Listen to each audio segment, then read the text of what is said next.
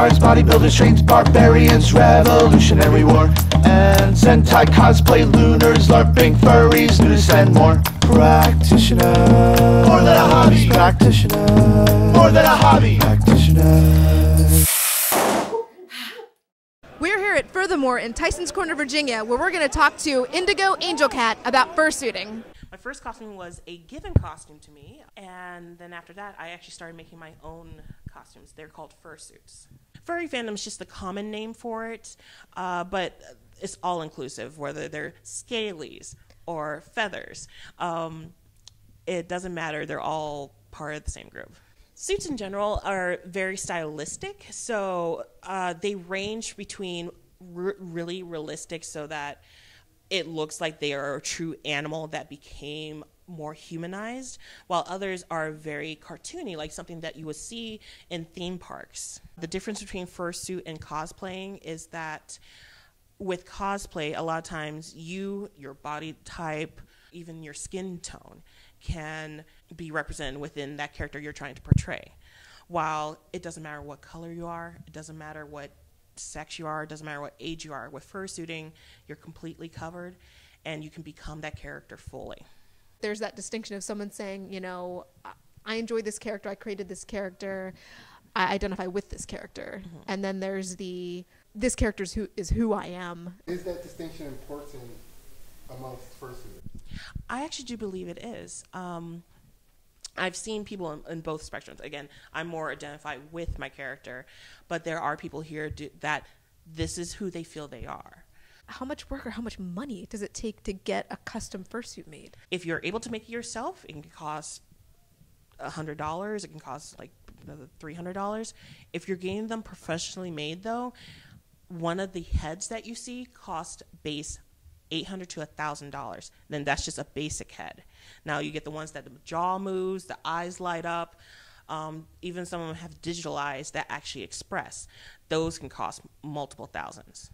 And then the suit on top of that, again, the full package usually ranges between $2,000 to $4,000. A lot of people, because they love the characters they create so much, they will save up over time just to afford bits and pieces. A lot of people just start off with a set of ears, with a tail that represents themselves, and then move on to maybe they get some hand paws or feet paws, and then they move on to a head and then to the full suit. How was it that you got into fursuiting? Teenage Mutant Ninja Turtles was my thing.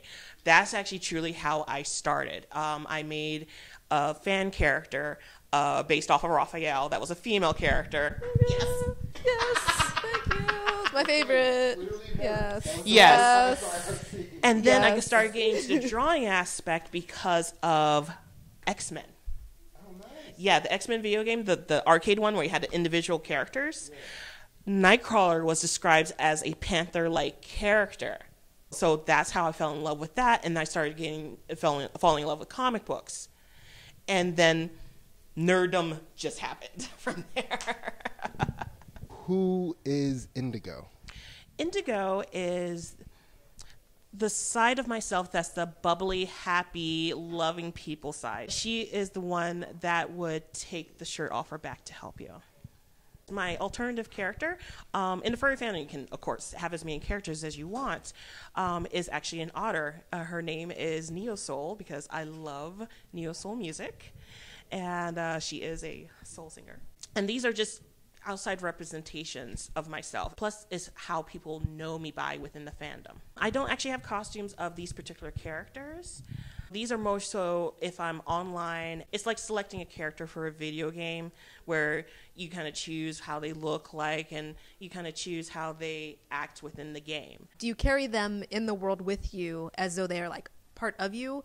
Or do you create a world for them, like they have their own interactions and their own friends that create in their universe? Actually, for me, both, because of the web comic that I'm planning to do, I created a world for them.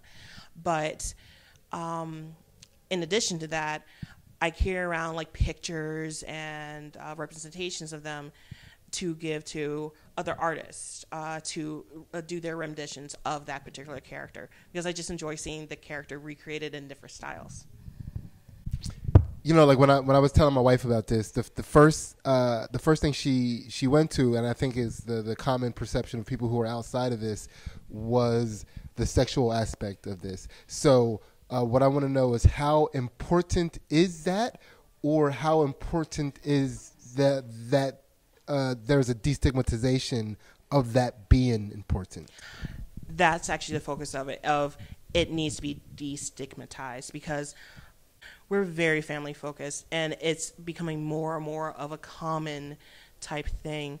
We really wish that we didn't have that kind of bad stigma throughout the world, because honestly, these are some of the most kindest, caring people you've ever met in your life.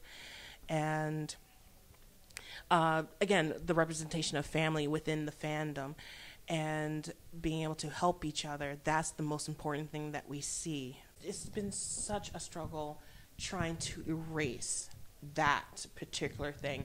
And people think that, oh, this is something weird, so it's got to be something that's fetishized, when in reality it's not. What sort of things do you think the fursuiters can do in the future to make that perception or that family-friendly aspect more prevalent for the general perception of fursuiters? We actually do publicize that we are here and that the people in costume are here. Example, the menagerie is actually open to the public, so that you don't even have to pay a ticket to come in. So you can meet people to actually get the real story behind us and why we do things and the fun we have doing it. Another thing a lot of times we'll do is go out into the community and do community service. We'll go to hospitals, we'll go to local events, fairs, and volunteer our time and ourselves to actually just be in a costume, and people just run up to us. They think it's like an amusement park. Run up to us, the kids give us hugs, and there's just that feeling of warmth and love that you get within that costume. Well, here at FurTheMore, we actually have a charity, Friskies Wildlife and Primate Sanctuary. It's been our charity for the last 5 years. We are actually their main contributors to their facility. We bring in several $1,000s each year alone just for them. Hi everyone, my name is Ray. I'm a multimedia artist. I enjoy writing, drawing, cooking. I also do cosplay, and more recently gotten into belly dance. So one of the great things about fandoms and finding your fandom is finding a family, especially if you felt like you were the one person that liked something. So I was wondering if you could go a little bit more into what the furry fandom and the family aspects of it mean to you. There's just something about going to these conventions that you can become a complete stranger. Go to a table, start talking randomly, and you have that connection with somebody, and you make friends almost instantly. And these are lifelong friends. You don't see them every day. You might see them maybe not even once a year. But when you come together, you become best friends. So that's an amazing thing within this fandom. And another thing is, this fandom is a fandom of givers. They will give the shirts off their back to make sure that you're clothed. They will give the food off their plate to make sure you're fed and shared. They will try to make sure that you have a place to stay in case that you're kicked out of your house or you can't afford something. It's something that I haven't really seen in other fandoms, honestly, because there's just that bond of being in what's considered basically a smaller fandom. As cosplay and cons sort of enter more of the mainstream consciousness and people are seeing this, and maybe it's not just white male nerd kind of archetypes that they've come up with. I think that's a great thing, but we have to admit there still is in some people's minds this fear that if I am black, if I am female, if I'm Latino, if I'm, fill in whatever they didn't think was the typical nerd, I won't be accepted. So I wanted to get your take on why representation matters, and also what advice you would have for people who are hesitant because they feel I don't look like the typical such and such. Well, the advantage of the furry fandom is it doesn't matter what you look like in real life. Whether it's the fursuit aspect and you have literally a mask on your face, or the fact that we're online and this character represents you, we have no clue what race you are. So it's this acceptance factor of I don't care what you look like. I care who you are. When it comes to POC in particular, actually not too long ago, I had asked in a Facebook group that's geared towards POCs, why aren't there more POCs in the fandom? Most answers were, I don't even know what it is. So it's a matter of getting out there and telling people about this fandom. But also, unfortunately, the other response was they felt fearful of expressing that because they felt like they were going to get teased, if not actually physically hurt. Because there's still a lot of stigma behind being in a nerd culture, and this is considered one of the nerd cultures.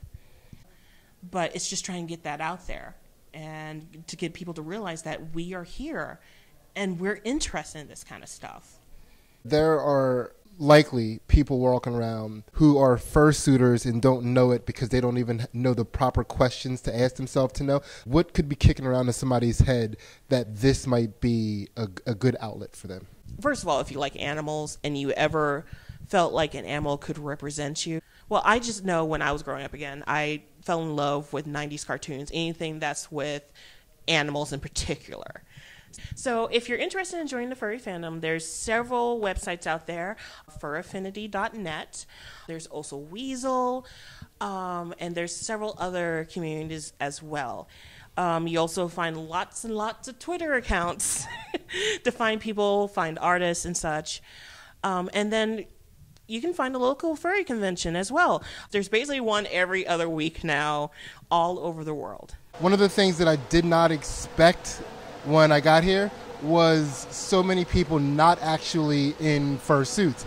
I was expecting to see a lot more anonymity, and I'm not going to lie to you, like when I came here I was really expecting this to be more of a fetishy type thing, but that was the opposite of what we got. Yeah, it was awesome. It was unexpected. Just as like I didn't expect to see so many kids and families, I didn't expect to see as many older folks who are also into the fandom. It was a really wide variety. The kid thing was fun to see because the kids were having a blast.